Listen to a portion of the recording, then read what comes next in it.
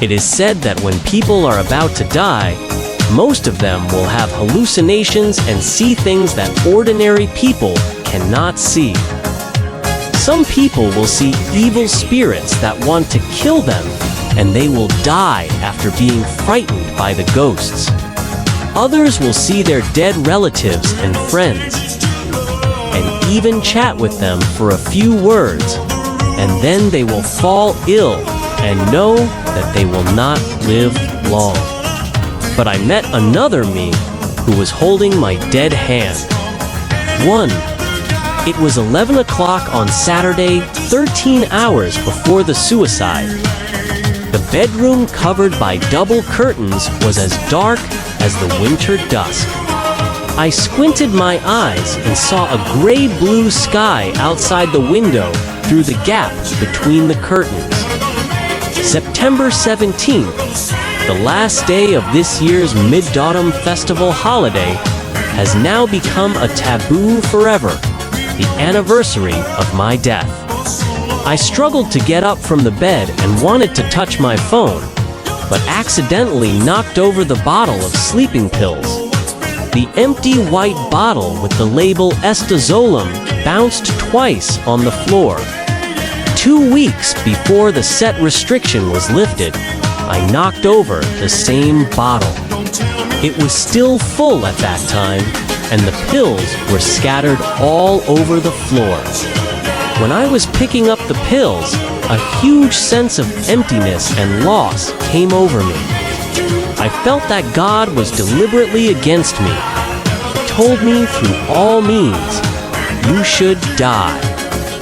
I didn't find it strange that depression happened on this special day.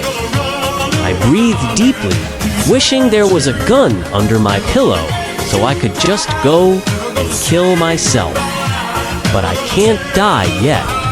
I have endured for half a year. Isn't it just waiting for today? My pajamas wiped the fast food lunch boxes piled up on the coffee table in the living room, and I accidentally kicked over the beer bottles on the ground. One of the beer bottles rolled to the dirty clothes piled under the sofa. I haven't washed clothes for about a month. One really embarrassed Virgo. If the landlord comes, I'm afraid he will unilaterally tear up the contract with me. I remember that his rental advertisement half a year ago also said, "Girls are preferred, boys only rent Virgos." I came to Beijing from my hometown, Z City, half a year ago. I graduated 5 years ago and was admitted to the banking system of Z City. I have a stable job and my income is considered to be above average in Z City. I bought a house 2 years after graduation and got a beautiful girlfriend in the 3rd year. Compared with most of my classmates who drifted to Beijing, I should be envied.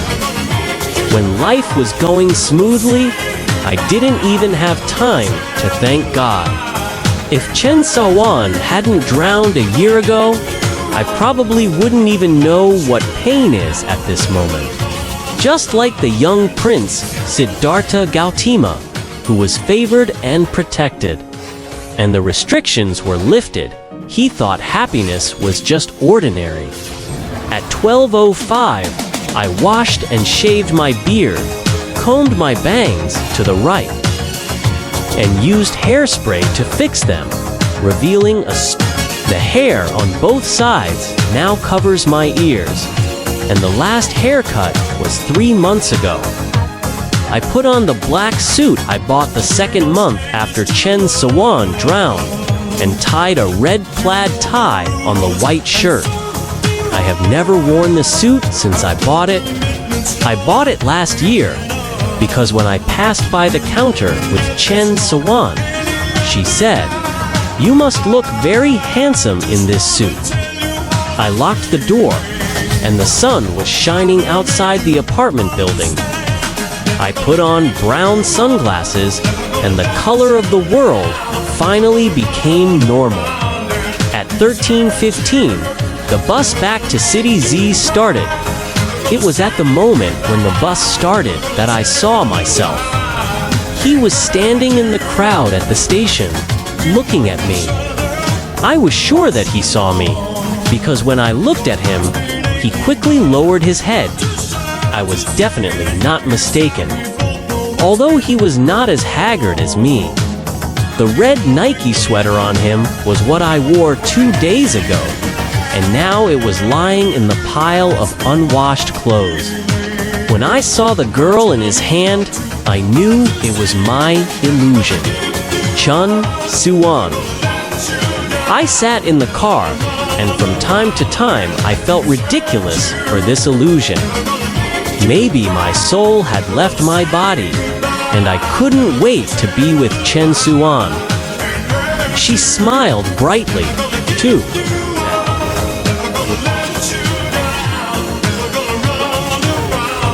Was not yet yellow, and the wind in early autumn was already cold. The small lake in the sunglasses was black. Her cenotaph was by the lake, like a tiger lying by the lake drinking water, looking back and looking back, and it might pounce on me and tear me to pieces at any time.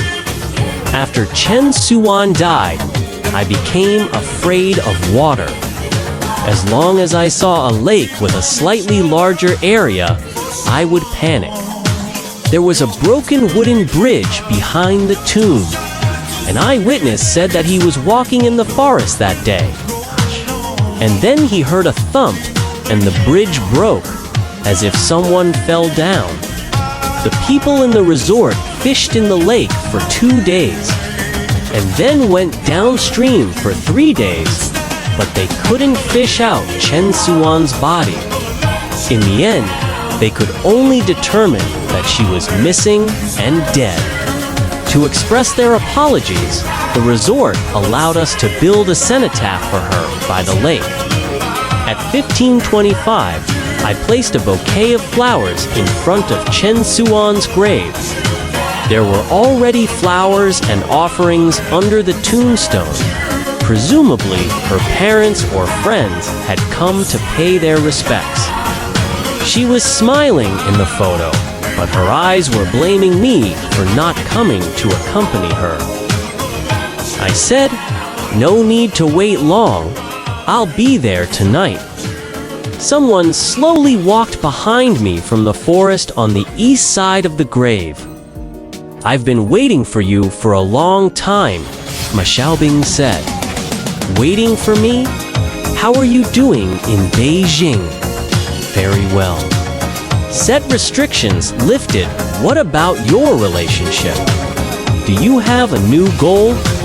He asked me about my current relationship problems in front of my grave, which made me a little angry, and I couldn't help but gurgle in my throat. Ma Xiaobing seemed to notice my stiffness. "I just hope you can get over it sooner." His tone was full of apology, just like when he came to apologize to me after Chen Suan died that day. "I'm sorry. I should have stopped you from taking her to the forest resort. What does it have to do with you that I took Mai to the resort?" He stared at the photo on the tombstone in a daze and said, "That day, I should have insisted on stopping you. That noon was my birthday dinner." After the dinner, I said I wanted to take Chen Suan to the resort for 2 days, but Ma Xiaobing stood up to oppose it. He said that the resort facilities were old, the service was not good, and the price was very expensive.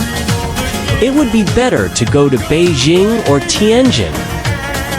I said that the group purchase tickets were all bought and could not be refunded now. "We will consider your suggestion next year." Ma Gilbing was a little anxious. He stopped me again and said, "Brother, if you treat me as a buddy, just listen to me for once." I was a little angry. "You just drank half a cup of Niu. Do you have to be drunk with me?" Just because you went there and got unlucky doesn't mean I will be as unlucky as you. And this is Chen Suan's choice. I celebrated my birthday to please my girlfriend. Why are you making trouble? After that, Ma Xiaobing didn't stop him, but the tragedy happened. The set limit was lifted. His bad words were right. It was the old facilities of the resort that took my fiancé's life. I have no reason to blame Ma Xiaobing. Seeing him